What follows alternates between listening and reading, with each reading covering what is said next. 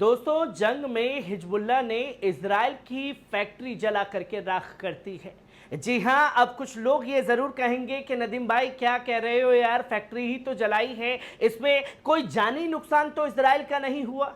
पर उन लोगों को ये सोचने की ज़रूरत है कि हिजबुल्लाह की मिसाइलें सीधा सीधा इजराइल के ऊपर गिर रही हैं। वो इजराइल जिसको अपनी ताकत पर सबसे ज्यादा घमंड था कि भाई हमें कोई कुछ नहीं कर सकता, अगर कोई हमारे ऊपर हमला करेगा भी तो हमारा आयरन डोम इतना मजबूत है कि वो उसे हवा में ही मार के रहेगा।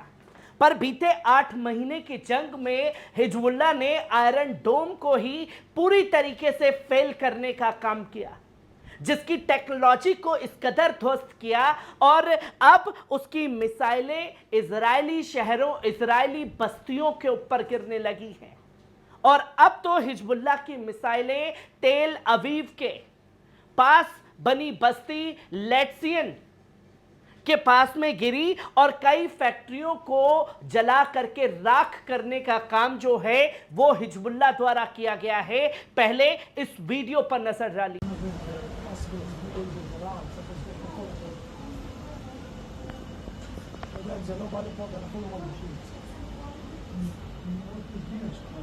तो दोस्तों, आपने देखा कि सियान लेट्सियन बस्ती जो है उस जगह पर फैक्ट्रियों को जला करके राख किया गया है हिजबुल्लाह द्वारा, जिसने पूरी तरीके से खलबली मचा रखी है। और इजराइल अब हताश परेशान इस चीज से है कि कभी भी हिजबुल्लाह की मिसाइलें हमारे शहरों पर गिरती हैं। और यही सबसे बड़ी ताकत जो है हिजबुल्लाह की है कि इतनी टेक्नोलॉजी होने के बावजूद हिजबुल्लाह ने इजरायली टेक्नोलॉजी को पूरी तरीके से फेल कर दिया है और उसकी मिसाइलें इजरायली शहरों के ऊपर गिरने लगी हैं, जिसकी जानकारी जो है वो खुद हिजबुल्लाह द्वारा दी गई है। और ये डेट भी बताई गई कि उसने कल कितने बड़े ऑपरेशंस को लगातार अंजाम देने का काम किया गया है और तमाम जगह के बारे में एक मैप पूरा सजा करके दिया गया, बताया गया कि हमने इस जगह पर इजरायली सैनिकों को निशाना बनाया है। तो वहीं इसी के साथ साथ आप खास तौर पर देख सकते हैं कि फलक टू मिसाइल का इस्तेमाल करके हिजबुल्लाह ने पहली बार बड़ा मंजर जो है वो इजराइल को दिखा दिया और ये चेता दिया है सैयद हसन नसरुल्लाह के बयान के बाद में कि साफ तौर पर सैयद हसन नसरुल्लाह ने अपने मुजाहिदीन को कहा कि अब बड़े बड़े जंगी हथियार का इस्तेमाल करना शुरू कर दीजिए, जिसके बारे में कभी भी इजराइल ने सोचा नहीं था। क्योंकि सैयद हसन नसरुल्लाह ने इस जंग के पहले में ही ये बयान दे दिया था कि इजराइल बहुत बड़ी गलती कर रहा है कि वो हिजबुल्लाह से टकराएगा, इसका खामियाजा उसे भुगतना पड़ेगा और उसे वैसे हथियारों से मुलाकात करनी पड़ेगी जो कभी उसने सोचा नहीं था कि हमारे पास ये हथियार है। और इसी का डर था अमेरिका को, जो इजराइल को बार बार चिता रहा था कि साहब आप देखिए कि हिजबुल्लाह से ना बढ़िए, क्योंकि 2006 वाला हिजबुल्लाह नहीं रह गया है, उसकी ताकत कई गुना ज्यादा बढ़ चुकी है। और फलक टू मिसाइल का इस्तेमाल जो है वो ये बताता है कि इससे कहीं ज्यादा खतरनाक हथियार जो है हिजबुल्लाह इस्तेमाल कर सकता है, जिसकी जानकारी दी गई कि सैटरडे के दिन पर ये बड़े ऑपरेशन जो हैं वो चलाए गए और साउथर्न विलेज की तरफ से सपोर्ट में फिलिस्तीन के ये फलक टू मिसाइल जो है वो दागी गई। और ये बताया कि मरकबा टाउन के पास में और हेलित बैरक्स में बड़ी बैराज के साथ में 2 फलक मिसाइलें दागी गई, जिसके वजन की अगर बात की जाए तो तकरीबन 256 किलो का, और अगर उसे हल्की फलक 2 की मिसाइल की बात की जाए तो उसका वजन तकरीबन 117 किलो। और इसकी लेंथ की, इसकी ताकत की बात की जाए तो इसकी स्पीड ही तकरीबन 376 किलोमीटर की है।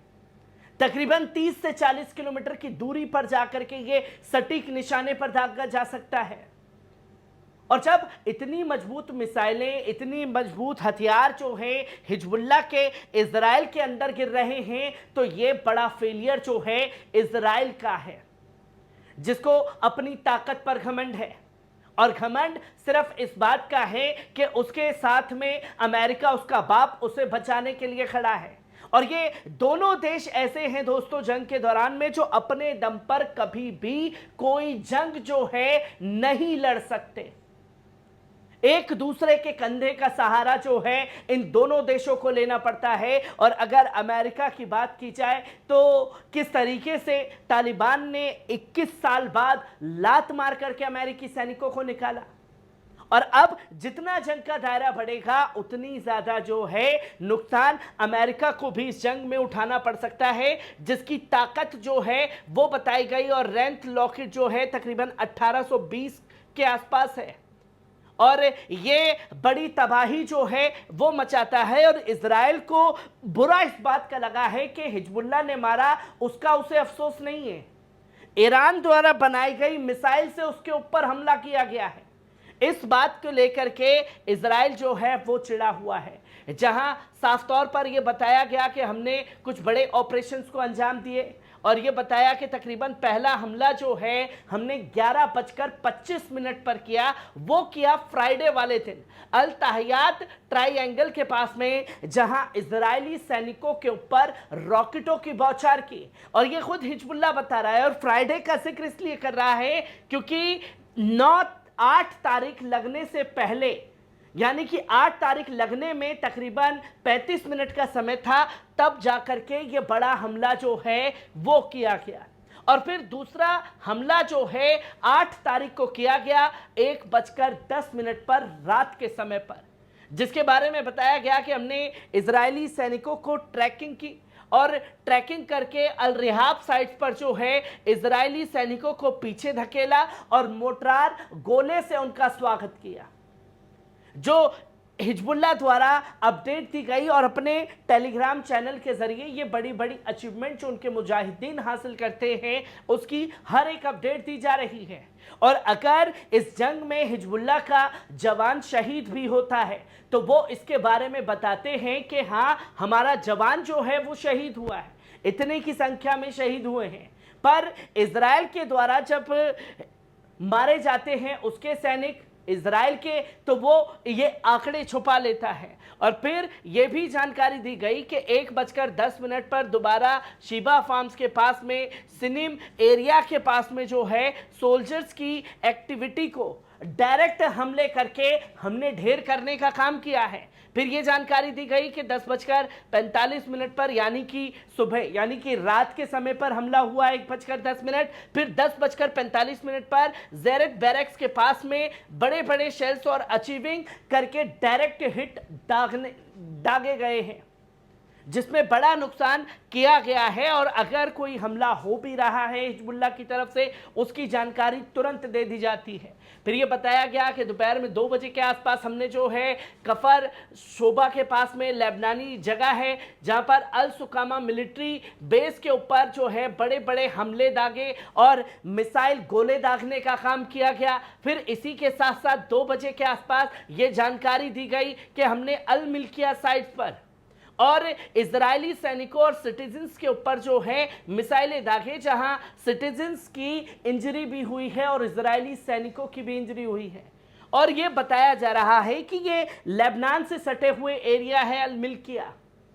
जिधर रॉकेट मिसाइल दागी। और फिर उसके बाद में ये तमाम तस्वीरें सामने आई। और फिर इसके साथ में ये भी बताया गया कि 2 बजे हमने तकरीबन अल काहिम रेजिस्टेंस फाइटर्स के साथ में जो है जगह पर कफर युवल स्टेटमेंट पर रॉकेट दागे हैं इजराइल के ऊपर। फिर यही 2 बजे के आसपास अब ये जानकारी दी गई कि हमने बेत हिल बैरक्स के पास में फलक 2 रॉकेट जो हैं वो दागे, और एक जो है अल शाइन बटालियंस के ऊपर जो है वो मिसाइलें दागी हैं, जिसका वजन तकरीबन 241 किलोग्राम का है। इतनी भारी मिसाइलें दागी, और ये बताया कि डायरेक्ट हिट करके बड़ा नुकसान जो है हमने किया है। और इसकी जानकारी खुद दे दी गई कि हमने कितने बजे ये ऑपरेशंस को अंजाम दिया। और फिर 9वां ऑपरेशन जो है वो भी 2 बजे के आसपास चलाया गया, जिसमें यह बताया गया कि हमने कई जगह पर सिटीजन्स की इंजरी हुई है और रेजिस्टेंस फाइटर जो हैं लगातार टारगेट करके जो बिल्डिंग के अंदर इजरायली सैनिक छुपे हुए हैं उस साइड को ही उड़ा रहे हैं। और मिलिट्री इंटेलिजेंस के मैसिव सेटलमेंट्स के ऊपर जो है बड़े हमले हमारे जारी हैं और ये भी बता रहे हैं कि बड़ी बड़ी इक्विपमेंट जो चीज़ें हैं जिससे इजराइल चलता है, जिससे इजराइल बचता है, उसी इक्विपमेंट को उड़ाया जा रहा है हिजबुल्लाह द्वारा, जिसने अपने संकेत इस जंग में साफ तौर पर दे दिए हैं कि 1 इंच भी इजराइल की गीदड़ भभकी से हिजबुल्लाह पीछे हटने वाला नहीं है।